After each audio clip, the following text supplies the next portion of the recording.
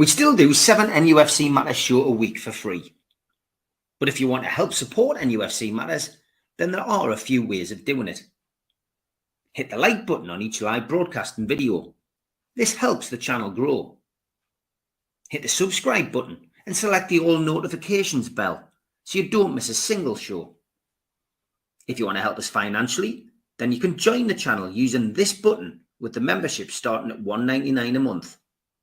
Or you can drop us a donation in the chat using a super sticker. We're also looking for sponsors. If you'd like your brand advertised on the flyers for the show and featured during the ad break, then email John at nufcmatters.com to arrange today.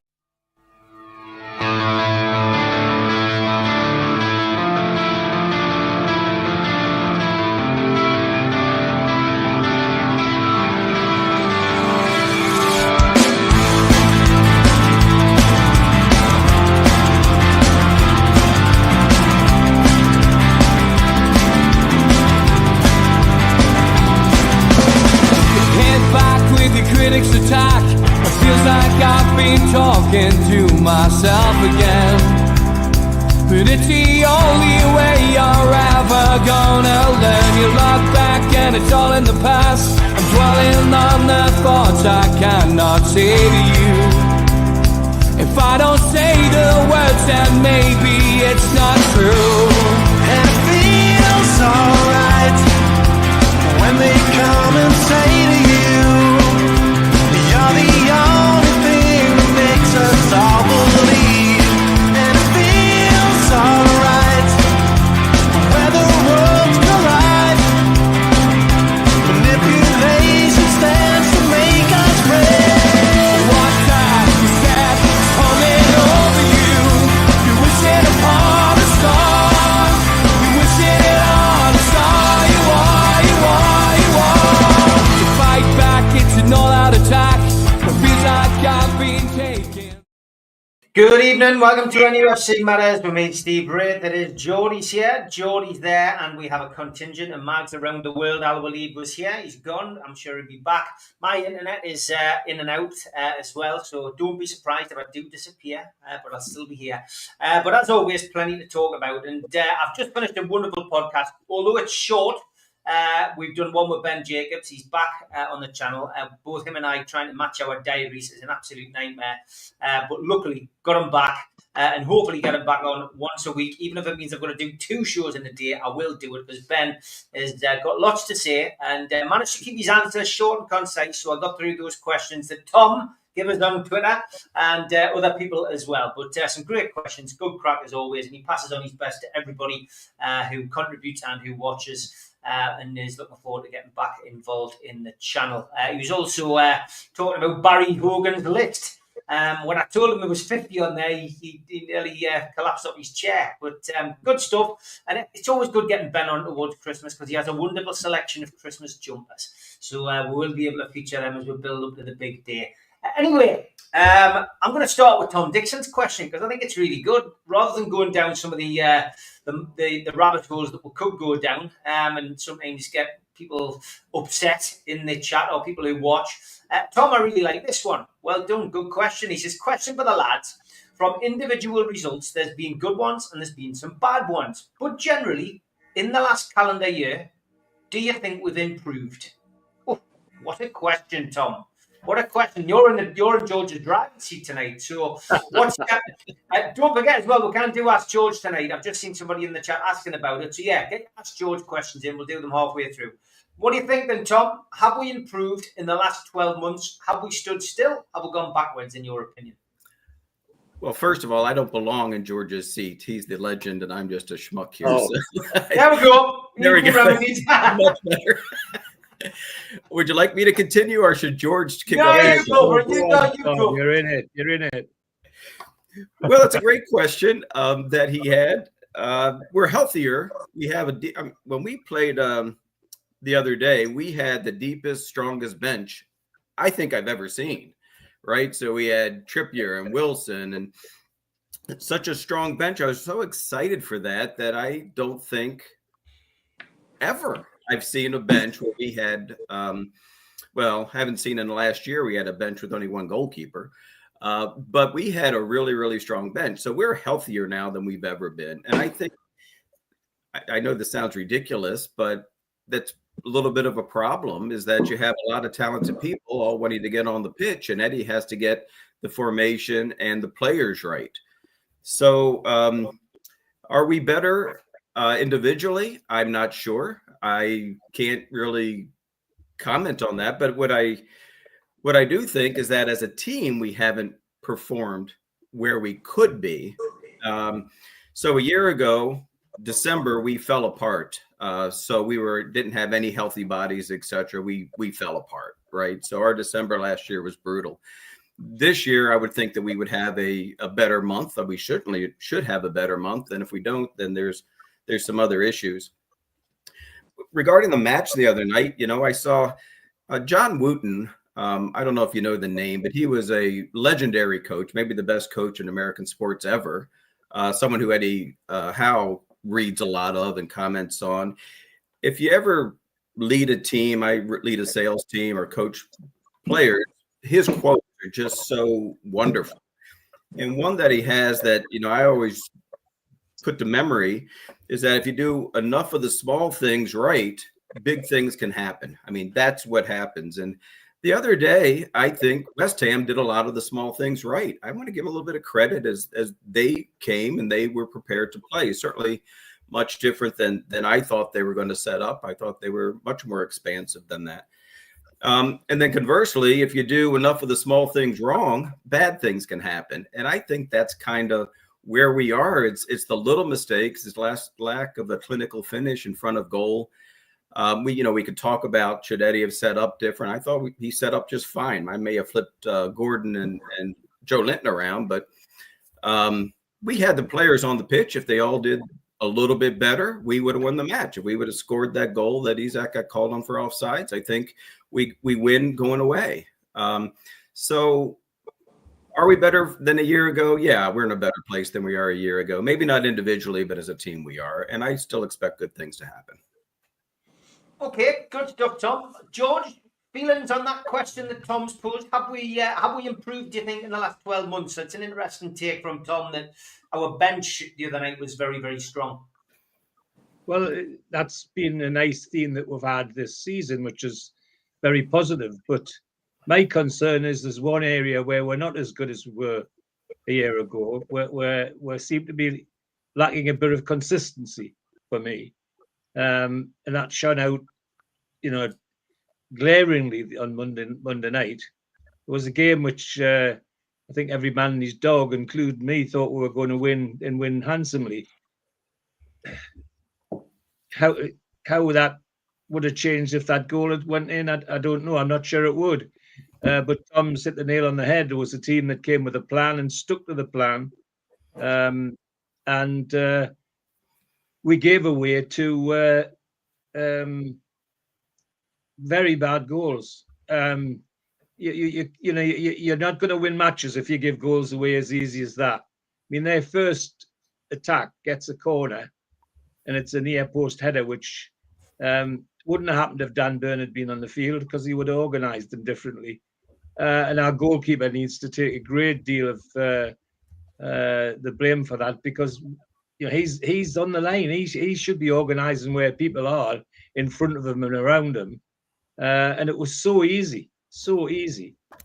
And then the second goal, which went in at the far post, it wasn't even a hard shot, in my opinion. It wasn't a blockbuster. It went along the top of the grass quite quickly, but not as a hard shot. And Pope didn't even get a finger on it, which it's very disappointing. So to lose is one thing, but to lose the two bad goals is another. But Tom's right. West Ham just came with a plan and stuck to it. And as regards last year, I think that the consistency is our problem from last year, in my opinion. So I wouldn't say that we're not certainly not going forwards, in my opinion, at the moment. We need to reorganize ourselves. Nobody could recognize that team on Monday night as the same team that beat Forest in the way we did.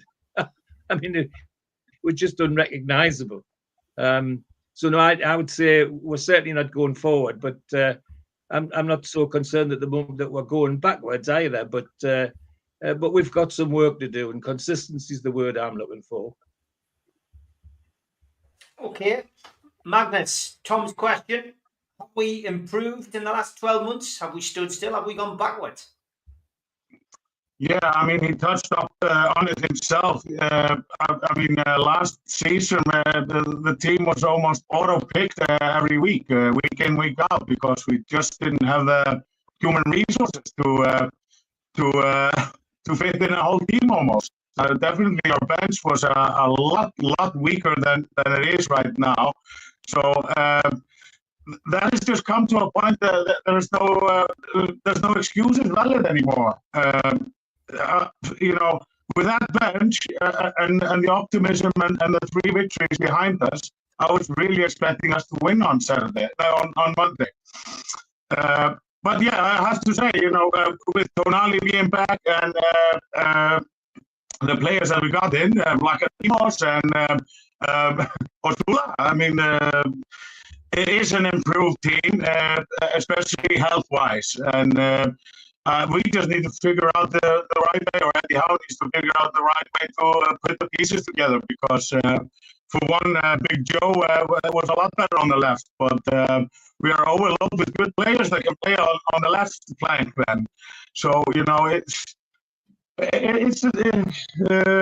baffles me also that with all the mileage and the international break that Bruno Guimaraes did, when we have 2 players that are so good, Rolls Royces or world class, if I may call that, then I think when one of them only travels to Europe and scores a goal and is the hero of his nation, he doesn't even get a spot on the team, So it baffles me that Bruno started the game and not Tonali, with all the mileage that Bruno did, and maybe not half as much of them with Tonali. So yeah, I think that this has come to the point that we need to stop grabbing it by the scruff of the neck, and I'm still not going to get too disheartened by this, because this was just a one game. I try to often put it into perspective. If those 3 games against Palace and Liverpool, if we were to lose one, win one, and draw one, then we've just already lost the one. So I expect results on Saturday, and improvement. I think we can also beat Liverpool. Nobody's to say we can't. Okay, we could get most of that, Marcus. Your microphone's awful tonight, so maybe worth you going out and coming back in, or rebooting your computer. I didn't want to stop you in main flow, but if you want to go out and come back in, we'll bring you back in once we've got around, mate. So maybe reboot your computer. Thanks, mate. Kevin, what's your thoughts then, mate? Have we regressed? Have we, have we stood still? Chipper says we've gone right back. I wouldn't say we've gone right back, but I think there's a big glowing problem that we're standing still. And we have, yes, we've had some players come in, obviously with the Tonali ban, he's like the phrase, the new sign and whatever, but we've never utilised those players to their full potential in this season, in my opinion. I don't think Eddie Howe knows his best side. I don't think he knows who to play where. I think he's trying to keep players happy, which you have to do, obviously, in the first team realm. You have to keep players happy playing them and things like that. But I think overall, it's still a big question mark of what direction Eddie Howe wants to take the football club in. Yes, he wants European football. Yes, go and win the Carabao Cup, League Cup, whatever, FA Cup. But you don't see it, and I've used the word, George used the word tonight, is the consistency of a high-level team, of a team like West Ham, for argument's sake. Even when we went down to Fulham, we should be going down to these places, or people coming into St James's Park, and the old phrase of just giving them a good old whack in it at St James's Park, even get a point down at Fulham. We haven't seen that. That's consistency. And what Tom said in terms of doing the small things right and simplifying the game. We haven't simplified the game. We're overcomplicating it, in my opinion. We're trying to play in certain ways, and not playing out from the back exactly, because the goalkeeper can't hit a 25-yard diagonal to an opposite fullback because he'll slice it out to play. So we can't do that. So we've got to manipulate how we play, and he can't find a way to do it. So simplify your game, simplify your shape, simplify your words, what you use within the team talk. Basically, work harder than the other team. Do what I say to my players is, do your first, win your first challenge, make your first good pass, win an aerial duel depending on where you play on the pitch, have your first shot on target. All those are simple, basic things that we're not doing right.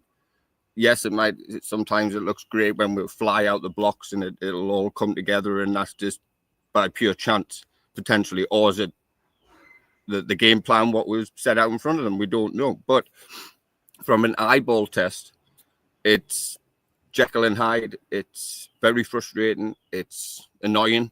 From Monday night, I was more annoyed than anything than angry or agitated. It was just more of an annoyance, because we know what they can provide. Eddie Howe knows what the team can provide, but they're just not doing it. They're just something's aloof, something's not right. So I can't put my finger on it. That's why he gets paid much more than me.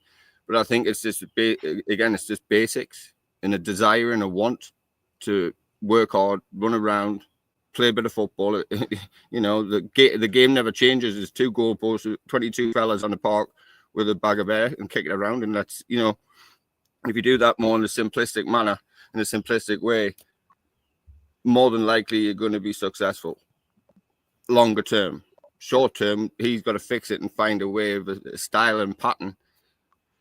But again, does he know what that is? I'm not too sure. Okay. What's your feelings on that one then, Al-Walid? Have Newcastle got better, or have Newcastle got worse, or have they not really changed at all, in your opinion? I mean, it's an interesting question from Tom. It's not a question that I've posed today, but we've done well. We've won 3 games. We have a big international break, and then we lose a game, which we all expected to win. So you can understand why probably people feel a bit down. But what's your feelings? Have we improved or not? Actually, I was like Tom. I was asking myself this question today between myself. I was thinking that what's going wrong with Newcastle, because I'm still bummed from the loss against West Ham. I come to a conclusion in my head, and it's looked like Eddie Howe, the good thing that we are ready. I feel that we are always ready for every game. Every game we have this chance that we can win. It's not that hard. It's just like we are like an army. We are good in battles. We win battles, but we couldn't win the war. We don't have, I think, we don't have tactics, or the right tactics for every game. I don't think we are that well equipped with the players. It's look like sometimes Eddie Howe thinking too much, but without too much tools, without too much different tactics. I think this is just need time, more time. Okay, Al-Walid, thanks for that. Mitch, interesting question Tom poses. I mean, I try not to be a knee-jerk reactionist when we lose a game. And my mindset with this game is, look, we've lost a game. West Ham, and I think, again, I seem to be in a minority praising West Ham. West Ham played well. They came and nullified the midfield. And really, West Ham deserved the praise for coming and doing a job on us. But it's no different to the job that Brighton did on us. Newcastle aren't learning from that. They need to learn to get around that particular way. And the home form's poor, the away form's better. Last season it was the opposite, and we seem to be conceding a lot of goals last season, but we're scoring hatfuls of goals. This season we've managed to tie it up at the back again, but we're not scoring the goals. So it's almost, I get why Tom's asked the question. It's a difficult one to answer, because I don't know whether we've progressed or regressed, and nothing's handed out in November. We can only really answer that question, I guess, in May.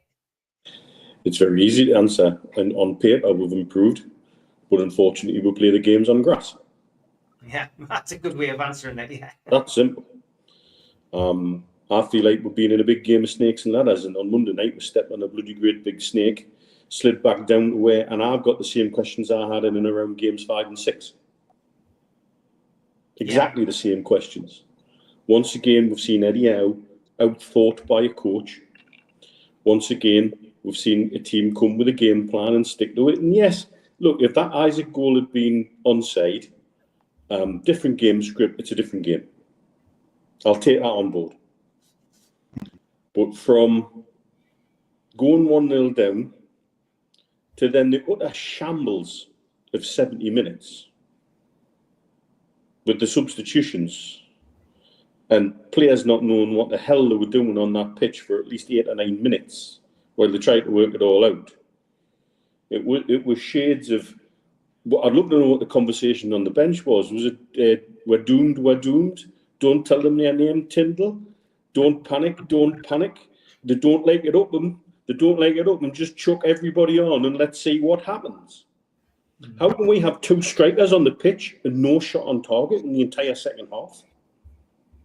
And if anybody wants to have a pop at Paul Mitchell for talking about recruitment when he came in, riddle me this. We've got the 2 best left wingers in the country, and yet we can't find a way to put them both on the same pitch.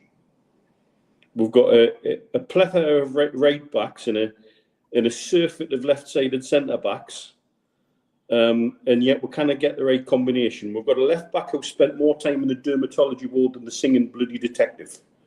We've got a midfield that he can't get the best out of, and he doesn't know what his best combination is, and he should be playing horses for courses. Instead, he went with the same team. Well, that was never going to happen for me. This is not the first time Bruno's come up against his mate Paqueta, and Paqueta's done him. Paqueta done him that night. And if you want the example, second goal, he knew where Bruno was going to turn with the ball, took the ball off him, 2 passes later, it's in the back of our net. And yet, this is our superstar midfielder who had an opportunity on Monday night to say, right, give me the ball, I'm going to run this game. And he couldn't run a bath.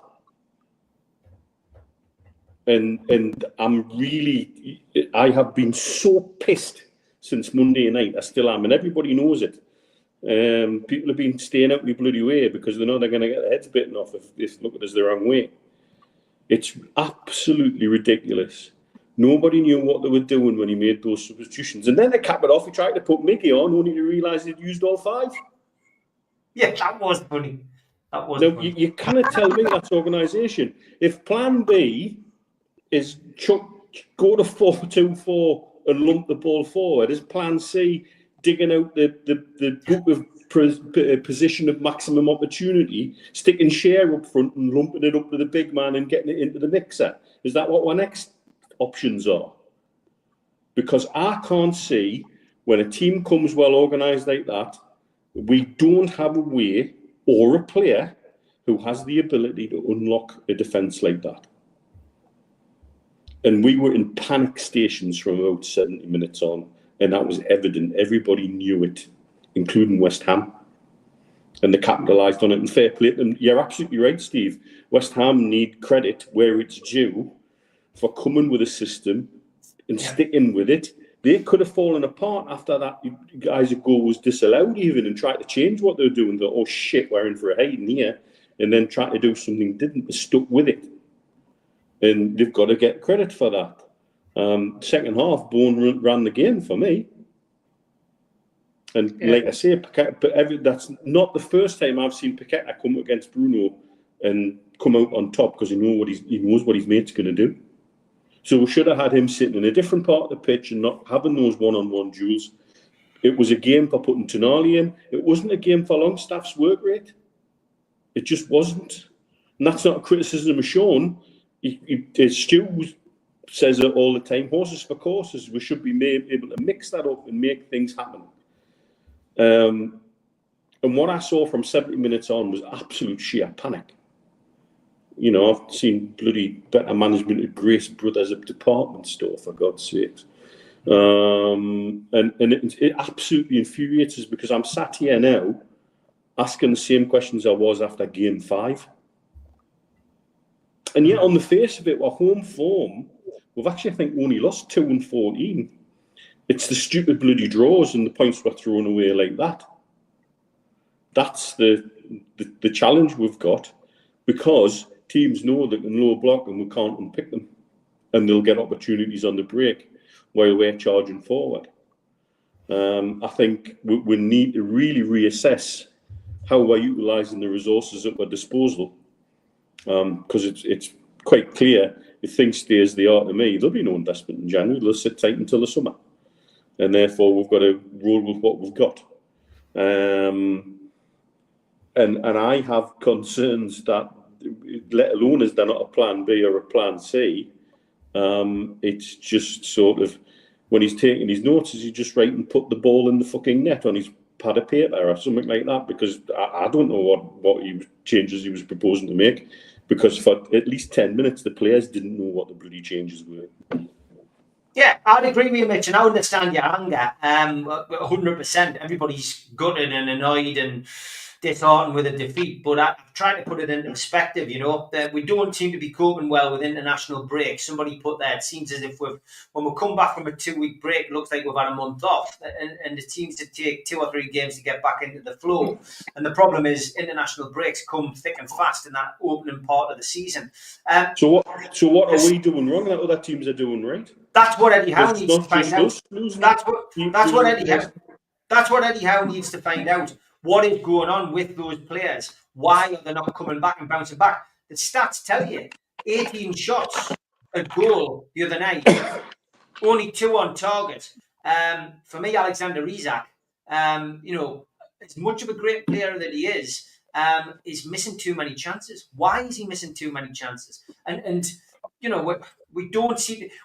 For me personally, at times, I've watched Newcastle this season. It's been so frustrating. We're trying to walk the ball into the net, and instead of having a dig, we're not testing goalkeepers. When I saw that stat that we'd had 18 shots the other night, I was trying to count them. I was trying to work out where those shots were, because I thought I didn't even feel like we'd had 10, never mind 18. But it's a strange situation. I'll tell you, I think Newcastle, I'm going to say that they stood still for now. I don't think it's fair to say we've gone back.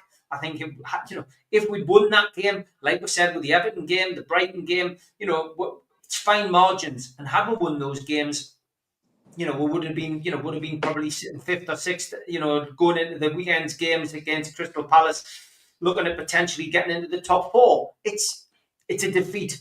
If we go on a run of these defeats, then I'm going to say there's an issue. But I'm still going to have a little bit of hope, a little bit of confidence. I've got to put it down to Eddie Howe, and he's got to get it right, and he's got to work out what's going wrong. But yeah, no excuse for those substitutions the other night. He admitted it. You listen to his chat after the match. He turned around and said, some of it was forced upon us. And he just clearly ran out of ideas towards the end. But the players' lack of effort was alarming as well, I've got to be honest. Go on, George. Yeah. Well, I was just about to say that the period Neil talks about after 70 minutes, I saw something that I haven't saw in Newcastle team for a very long time, especially not this one, is that Shah's shoulders went down. And there was a period where he just didn't try. It was obvious from the stands he wasn't his normal self. And I've never seen that. And we went through a period, all the match. Young Livramento, talking about doing the simple things, couldn't pass to a teammate. It was just unbelievable. It was the same team that walloped Nottingham Forest. So there's all of that he's got to get right. But I agree with Neil and one or two of the other lads. I'm still mystified what he's doing with Tonali. Because that can't be helping Tonali either. No, I think it's the easiest person to drop as well, or not give a game to, because you can see he was from last season. But that's just my managerial mind going 20 that doesn't. Okay, halfway through the show, we'll do Ask George after the ads. A big thanks to all our sponsors, Skips and Bins. You can find them at their website, skipsandbins.com. Say hello to low-cost waste disposal with pay-as-you-go and contract waste management. Thanks to Mr. Vicky's Sauces, handmade in Cumbria. Their website is mrvickies.co.uk. Email them info@mrvickies.co.uk or telephone 01768 210 102. Thanks to our fanzine sponsor, United Group Travel. Congratulations to them on their Travel and Tourism Award 2024. 2-crew driver and courier, local family company, 3-star plus quality hotels, no interchanges. All excursions included. Find them at their website www.unitedgrouptravel.com. Email beverly.ugtl@gmail.com. Telephone 01670 632 460 or mobile 0791 666 4174. Just £30 per person deposit. There are no strangers on our tours, just friends you haven't met yet. Thanks to Media Arts for all the help with the technical side of things. And don't forget, we are also available as a podcast on iTunes and Spotify and other podcast providers. If you get the time, please hit the subscribe button. It does do us a big favour. Hit the like button, which is the thumb under the video. That helps the channel grow. And click share to share to your other social medias. You can also hit the join button and become a member. Some dates for your diary. In aid of Newcastle Cat and Dog Shelter, the Long Sands play the Clooney. That takes place on Saturday, January the 4th, 2025, with support from Lilac Lane and the Chris Norris Band. Tickets pre-sale are £15 from newcastlelegends.com or from the venue direct. Peter Beardsley will be doing a talk-in at the Tyneside Irish Centre. That takes place on the 10th of January. Tickets are £30. VIP tickets are £60 and you can get them from newcastlelegends.com. An evening with the entertainers takes place at the Tyne Theatre and Opera House in Newcastle on the 24th of January. Kevin Scott, Steve Watson, Steve Howie, John Beresford, Rulf Box, Peter Beardsley, Rob Lee, Keith Gillespie, Liam O'Brien, Darren Peacock, Paul Bracewell, Lee Clark and Killer Kill Klein are all going to be there with Gibbo, and you can get your tickets from the box office 0191 243 1171 or the website tynetheatreandoperahouse.uk.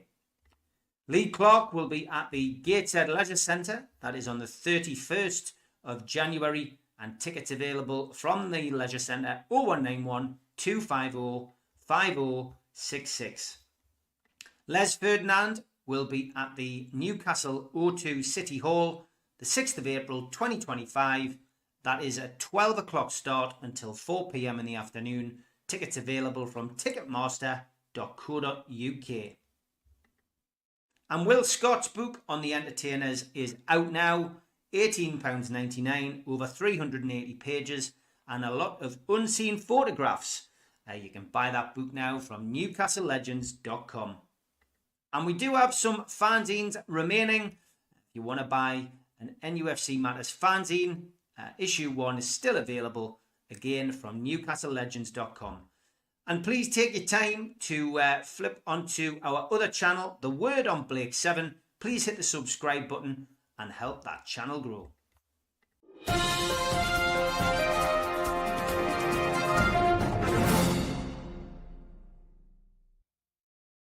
Okay, we've got a few Ask George questions in. Some very important ones, George. One from Dave. What's your favourite cake, George? Oh, Christmas cake, fruit loaf.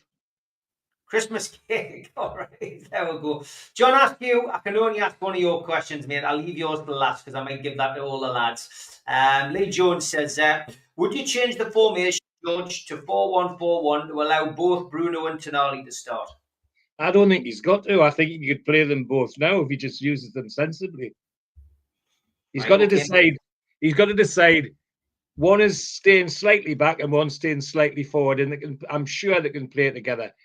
And the one that's the most mobile is Tonali. He's faster than anybody else on the bloody pitch, and you never get the chance to see it. So I don't think he needs to change anything other than find a way where to play the pair of them. All right, Harry's continuing the same theme. He says, George, can you remember any other instances where Newcastle have purchased two very similar players, Bruno and Tonali, and did they find a way to fit them both into the team? Yes. We. I mean, I'm going back to the 50s, 60s, but we bought Billy Fuchs, 2 Welshmen, Billy Fuchs and Reg Davis, almost at the same weekend, and they played very similarly. One was both right wingers when they came, but they very quickly turned Reg Davis into a midfielder, and Billy Fuchs got the right wing spot and played. They both did a lot of good work for Newcastle United. So it's happened before, and at the back we've done it as well with having 2 centre halves. You know, we bought John McGrath, and we already had people there, but they managed to make them play together. All right, Sam. Question for George: did you prefer the game when shirt pulling, etc., had to be done on the blind side of the referee? Oh, don't start us with that. The modern game is now a different game to the one I played. There was shoves and pushes and a penalty that should have been given on Monday night, by the way. They go on now that the referees just ignore. I mean, 2 or 3 times players were pushed in the middle of the back as part of a challenge for a high ball, and the referee just turned their back on it. It just ridiculous for me. And of course, the other one is this business that modern players say they've got to use their arms to get height to head the ball. Gosh, I can show you some lovely pictures of some great headers, including Wyn Davis, who never lifted their arms above their waist because they knew it would be a free kick. Now it's part and parcel. It's unusual not to see a centre half get a broken nose now from an elbow. And that's a part of the game I dislike. And don't get us started on foul throws. Stephen Kennedy says, George, you have watched us the longest. Will we ever get out of the rut of winning the hard games and losing the easy ones? Well, you know, I watched a piece of YouTube taken by Jose Mourinho 9 years ago when he talked about Newcastle United. And he said, they never win anything because they're a team that only sheds blood in certain games. And then the next game, they forget to come. Jose Mourinho. And what I'm seeing now, sadly, is a repeat of some of the good things we had. We won the cup 3 times in the 50s. It should have been more than that. In the later 50s, we twice lost 6-round games, one of them against our deadly enemies, because the opinion of the crowd was, and certainly my family thought it was worse than not just turning up. They had a row with management, which happened to be Seymour, and they just didn't go out and play. And so, you know, I'm not suggesting that there's a row with the management at the moment, but there's certainly some organisational problems, which I think Kevin and Neil highlighted before me, that need to be looked at for us to make progress. So, yeah, it's a rut we've been in for a while.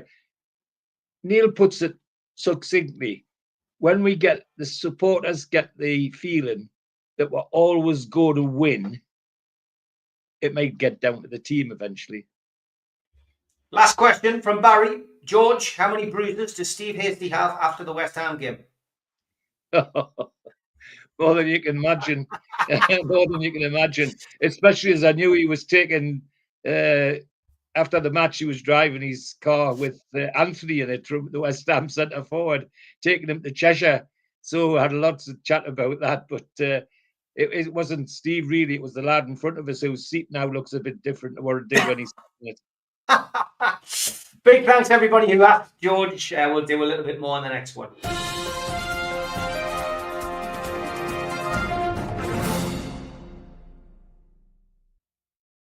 Okay, leaving early, Mitch, I'm going to come to you first. On the subject of fans leaving early, I left on 88 minutes from the Leazers, and it was still chocker. It didn't look as though anyone had left to me. Leaving early, Mitch, something we probably discussed on in here, maybe a year or 2 or 3 years ago, whatever it was. You know, listen, sometimes personal circumstances mean you've got to. You know, sometimes that train that you've got to catch is your last one, you know, in a football match. But, you know, some people, I guess, they vote with their feet. I guess my question is simple. If you'd been at the match yourself, The other night, and the level of disgust that you're feeling, I guess, at that performance at the moment, do you think you probably would have left early to go and get an early pint in the Strawberry? No. And I can actually only remember one game that I left early, and it was a game against Man U. And I think we ended up losing 6-2, and I think when I left, we were 5-1 down. And that's the only time I've just said, I'm off the pub. And that literally is the only game I think I've ever done that at. I left at half time in one West Ham game as well once, because I had a Christmas do to get down in North Yorkshire. There you go, twice. And you're right, sometimes it's personal circumstances and that, it is. Also, people have got the prerogative to leave. I'm not going to hammer anybody for leaving early because they felt hacked off that there wasn't a way back there. But at 2-0 down with a couple of minutes to go, I'd still be hanging around because you knew there was maybe 4 or 5 minutes to add on, and there's still an opportunity. We've done it before and we'll do stupid things like that again. It's just not my style, but I won't criticise people for it. It's their prerogative. They pay their money. Yeah, you pay your money. Yeah, you do.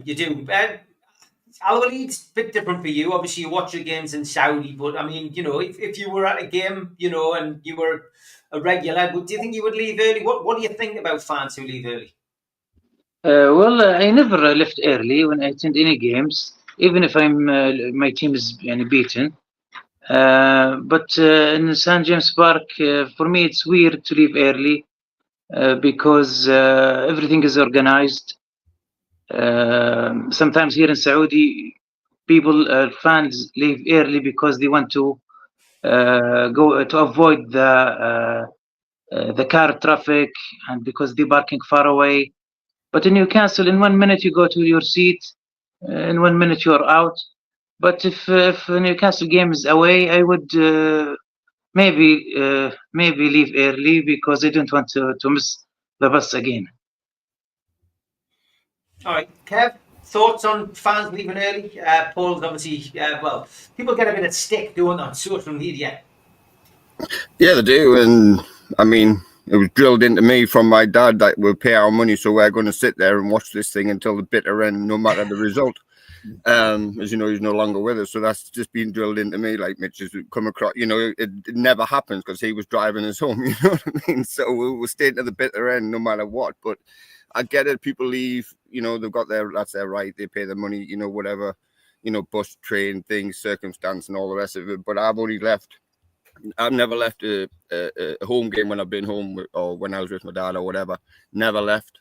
Sat at the bitter end, but the only one game I did leave was a couple of years ago with my wife, and it was Atlanta United versus Orlando City. We conceded after 2 minutes and conceded again after another 5 minutes. We were getting beat 3 or 4 at half time, and we were with friends, and I just said, I'm done. It was the first time I ever walked out of a stadium in my entire life. But it is what that is. We got back down closer to my house and we had a good night, but that's another story for another day. But for me, you're there as a supporter, so you have to show, yes, vent frustration, you have that right. You can, in success, you have that to be joyous and have that emotion as well. So you have all these emotions running through you, whatever the result is. And if you want to leave, that's your prerogative. Yeah, that's fine. But if you want to stay and give the players a bit of crap towards the end of the game, or the manager, whoever it is, that's, again, you have that right to do so. You paid us whatever you have to get into that stadium and all the above. So yeah, it's not for me, but if people want to vote with their feet, if you will, that's fine with me also. Yeah, some interesting points coming in. Chip says, I can understand leaving on late kick-off when buses and transport are like 1 every hour. 3 p.m. kick-off when I would have stayed till the end. Steve makes an interesting point. Fans aren't daft to know when the team's given up, to be honest. And I've got a feeling there was a bit of that going around, the other night. There's no doubt about that. Tom, leaving matches early, does it happen in the US here? Well, yeah, for the same reasons as people want to beat traffic, etc. But You know, I have a customer that's outside of Liverpool, and I went to a certain match with him a few years ago when Newcastle were playing Everton, and Florian Lejeune put in 2 after 90 minutes, and I got the last laugh. So I never leave early. I think that it is it's a sin to waste money. I view it as like Kevin's dad, I guess. But I'm there not only for the match, but for the atmosphere and also for the crack afterwards. So it takes me, as you know, 18 hours to get to Newcastle to watch a match, and I'm going to be there till the bitter end, come hell or high water. So again, if it's a train, they have to catch the bus, understand 100%. But me, it's my money, and you never know what's going to happen. And Florian Lejeune is still my hero because I had weeks of good crack after that. I have to tell you. Yeah, I remember that game really clearly. Newcastle were awful. Got something out of the game that you never expected them to get. I get it. It's the same as leaving for a pint at half time. People. I know some people around me who get in 10 minutes. I think I've said this before. Get in 10 minutes late, go downstairs 10 minutes before the half time whistle, and leave 10 minutes early. And if at the start of the season you said, "Well, you're paying the same amount of money for your season ticket, but I'm going to take 4 games off you," and they'll go, "What for?" Well, that's how many games you actually miss by wasting half an hour coming in and out the ground and leaving early. People would be up in arms. They wouldn't believe it either. But it's just the way it is. But Paul, I hope your son's okay. He said, I always leave on 88 to get out of the car park and home as I worry about my son due to his health condition. I hope he's okay, mate, and hopefully catch up with you soon. And congratulations to Mozza, who is approaching retirement. Yet she doesn't look old enough to have started work yet. So good luck with that, Mozza. I'm sure you'll find yourself busier than ever. Magnus, should you ever leave a game early? No. Your mate's worse. Your mate's worse, mate. Yeah, it's a nightmare, mate. No, it's a nightmare, mate. It's a nightmare. Right. You sound like a dog, mate. First, I thought it was the internet, but it's obviously just. Yeah, sorry, Magnus, mate. Yeah. Sorry, mate. Unfortunately, lost Magnus there. I mean, his microphone very, very poor. Not sure whether it's an internet. Have they got Virgin in Iceland? Probably. George? Well, leaving early wasn't allowed in the Chicken Road Academy where I was brought up. If it left early, I'd have got to think bloody yeah. There's no doubt about that. Not allowed. However, the early days were brought up at the Gallagher corner where we used to have the 10-minute flag. And the 10-minute flag used to go down and some people used to go home. They'd ask you to get out because of the 10-minute flag went down. And that was regular. The number of games when 10-minute people have gone home and we ended up scoring 2 or 3 goals. A couple of cup ties were 2-1 down and 1-4-2 in the last 10 minutes. So they got home thinking that we'd lost. Because there was no internet, no telephone, no mobiles, that sort of thing. So that wasn't, but in my own case, the family you stay to the bitter end. That's your team. And if you enjoy it when they win, well, you've got to suffer when they lose. So stay where you are, buddy lad. It was as simple as that. And it never changed. However, on Monday night, for the first time, Steve Hasty and I commented how many empty seats suddenly there was 10 minutes before the end. And we've not seen that since the takeover. That's the worst we've seen it. Steve and I commented on it. It was pretty noticeable in the by 92 area and in front of us. It was, and it was even more noticeable when the match finished. And I tried to get out because normally it's a nightmare me getting out with me dicky legs. Wasn't on Monday night. There wasn't the push to get out. There was that many people had already gone. So no, there was a noticeable shift out on Monday night that we haven't seen for a long time. But as regards my own style, when I've been chauffeuring the lads, have been to matches where, particularly at Wembley, where I'm sure there was a couple of games there that they would have happily gone, but George was the driver and he wasn't going anywhere. So, can you explain what a 10-minute flag is, please, to Dave? Right. in the far corner of the Gallagher, where there used to be the little cabin for the OXO and the tea and the coffee, on the side of the hut there was a big flagpole, and on the flagpole was a big black and white flag. And when the game got to 10 minutes to go, they sent somebody up to pull the flag down. And when that flag went down, somebody went home. Some people decided that was when they went for the bus and all that sort of thing. It used to happen, but they were understood. Those were the 10-minute flag people, so that was it. But it was a regular thing, and you knew it was a way of telling. Instead of having all the fancy electronics round the pitch, we just had a flag that told you there was 10 minutes to go. It's as simple as that. It was a big black and white flag. And I'm sure I've got a picture of it somewhere in my archive on my computer somewhere. It'll be on one of those were the days things we've done, Steve. But it was just a big black and white flag, and once it went down, you knew you had 10 minutes left. Great stuff. Magnus, you're back with us. How's your mic? Yeah, I'm back on the mobile. Let's just see if this works any better. Can you hear me? Yes. Should right. anybody leave the match early? How do you feel about it when you see the ground empty and, even after an abject performance like we saw in the second half on Monday night?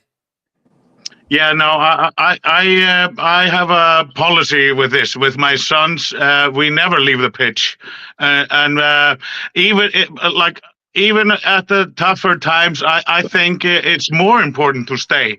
And I think this is after a hard day's work. I think this is when you need the support even more. So I once did it and decided to cut the line for the toilets at halftime on a game between Iceland and Finland, and of course we scored a goal. So I really try to encourage my sons and anybody for that matter to finish the damn game. You've already paid for this. I don't judge also, people, it's a circumstantial thing. I mean, if this is your only way to get back home, obviously that's a reason enough to go, But I teach my sons, we respect the team enough to finish the game and applaud them afterwards. If we don't have enough respect for that, we shouldn't be showing up at all. So I feel really strongly about not leaving. And I understand it really was a horrible. It probably was the worst half I've seen under the regime of Eddie Howe. It probably was. After such a good first half, I really felt going into halftime, I felt we were still going to win. So it was a horrendous second half. We were all over the place, but it was a bad day at the office, and I will not hold a grudge. Upwards and onwards, let's forget about it and go on to the next one. Yeah, good stuff. Now Jackie's saying she's lost her hearing because of your mic being too loud. Sorry. Yeah, because my volume needs to be down 40% for it to be normal. I forgot. On the other device is not. I'll make sure to fix that to not break speakers everywhere. And UFC Matters will be getting some compensation forms in for people's TVs, etc. I'm sure. But anyway, let's ask one of John's questions, because he sent in a load and they were no good for Ask George. We would have had to dedicate the last part of the show to it. So we'll finish off with this. Short, concise answers, lads. We've only got 5 minutes left. I don't want to take up too much more of your time. Al-Walid, we'll give you this to start with. You can go first on this one. With a more suitable team formation and a good January transfer window, do you think Champions League football is still a possibility at Newcastle United next season, Al-Walid? Of course, because every team in the top doing bad at the moment except Liverpool. So we have big chance, and there is 5 points difference between the 10th and number 2 position. So it's possible, very possible. Yeah. All right, Kev, anti-Champions League football still. My quid on a treble looked a little bit shaky on Monday night, I've got to be honest, but the treble's still on, Kev. It is. Yeah. Just. I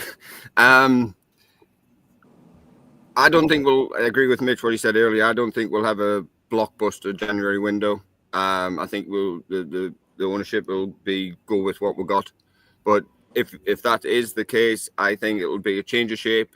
I think we can fit everybody in there with a change of shape. And then if that's the case, if we have a fully fit Callum Wilson with the shape that I'm going to refer to in a minute, we will probably get goals and possibly reach Champions League football. And I think we should go to a 4-2-3-1 with Isak as a 10 and Wilson as the 9. And Gordon either side, Bonds maybe on the right either side, and Tonali, Bruno maybe sitting and holding, and have it play that double pivot, if you will. But that's just my opinion. But if we change the shape, because 4-3-3 is becoming the new 4-4-2, it's easy to break down once you break the line of a press from 6 players and everybody, other teams are in, and we can't break teams down in a low block. So if you've got to figure out a way to overload numbers in midfield. If we do that, then we'll again push for that Champions League. But I'll put a big question mark over it right now, mate. All right, fair enough. Magnus, can we still get the Champions League this season? Yes, I'm sticking with my forecast on the 4th spot. I think we need to stay above Man United through till January. And as much as I've spoken about, we need to buy the right guys. Paul Mitchell, you need to buy Albert Wilmington because he's already scoring loads of goals and it's all happening in front of our noses. Albert Wilmington is your guy. He scores everywhere he goes. I know many people have been talking about that Victor Goikers guy. I think this is one more reason to try to stay above Man United, because if he has a decision to make, I think we should make an offer for him. He's Isak's pal in the national team. He's been scoring goals like nobody's business. What better than to have a front line club and country like that? Even though he's Swedish, I am Icelandic, I know. But I am recommending going for this guy and at least get in with a mix, because I know Man United will want him after the manager working with him in the past. So I say yes. I'm sticking with my forecast of the 4th, and we can do this. We just need to stay in and amongst it until January. And now I'm going to put my faith in Paul Mitchell and try to enforce the team, because it is really hard right now. Okay, but we can do this, and we will. I don't know what you've done to your microphone, but it's cracking again. So anyway, thanks for that, Magnus. I got your point. I think most viewers did. You're getting lots of jokes in the chat anyway. But thanks for coming on. And now Tom Dixon says he can't hear you. So now, Tim says Magnus is talking in a swimming pool, and Magnus is reporting from space as an alien, says Jackie. So thanks for all of that. I mean, it's giving people a laugh at home. Mitch, Champions League, Mitch, can we make it? Once again, on paper, it's very possible. But again, we're playing on grass, and we need to find the consistency that's currently conspicuous by its absence. If we put a run of games together, like we know we can do, we do say a run of 10 games unbeaten, win 7, draw 3. Suddenly we will be sitting in that top 5-6 with something to play for. And we'll have seen a couple of the teams off. Because from 2nd down to 12th, it's really concertina. And so what you need to do in that is you need to have somebody burst into a run of form and get that consistency. And we, like I say, it's conspicuous by its absence at the moment. So, of course, it's possible. Is it probable? Not on the basis of Monday night. Okay. Tom? Well, the first half of this season, we have an easier schedule than the back half, right? We're playing all the hard games away in the back half. So you say, well, that's probably reason for pessimism, but I'm not pessimistic. I think we can beat any team, home or away, if we come to play. And to Mitch's point, consistency and on paper we have the team. Consistency needs to happen, and that could happen. So I'm not I'm not writing off this season. I think we're in good shape, and I would be one, and this would be controversial, maybe not for now, but I would be one if we don't make Europe or we don't make Champions League. I would look to sell to one of our crown jewels so we can properly invest in the team. Over time, I think that might be the better thing to do, because if this team that we have today can't make the Champions League, there's something wrong. We have the team on paper, and I look positively every single match, home or away. This team can get 3 points. So, yeah, it's up to Eddie, up to the players, but yeah, of course we can. George? Well, try and be short as I can, but the team that beat Nottingham Forest the other week, if they played like that, we would fear no one. Tom's right. We could fear no one, whoever we play. So they need that consistency. But I would caveat that with saying the second half with Tudali in, carrying forward that ball a long way at pace was important. We need to make use of that. If we don't, then we've got a problem. But I'm always very optimistic when it comes to Newcastle United. I still think we can make Champions League. Yes, me too. I still think we can. I think, the Champions League is something that Newcastle certainly will be aiming for, and hopefully we will this season. I'm back tomorrow night with Gibbo, live Ask Gibbo at 6 o'clock. And this episode of NUFC Matters is quite rightly dedicated to the late, great Gary Speed. 30 years. And, somebody who, let's face it, never let us down in a black and white shirt, and is sorely missed amongst all of his former playing colleagues and supporters alike. So this episode, as I said, dedicated to the memory of Gary Speed. Thanks for tuning in. Thanks to the moderators. Thanks to the lads on the panel. Thanks to Mitch, to Tom, to George, to Magnus the Mike, to Kevin, and to our lead. Take care, guys. See you soon. Everybody. Everyone. See you soon.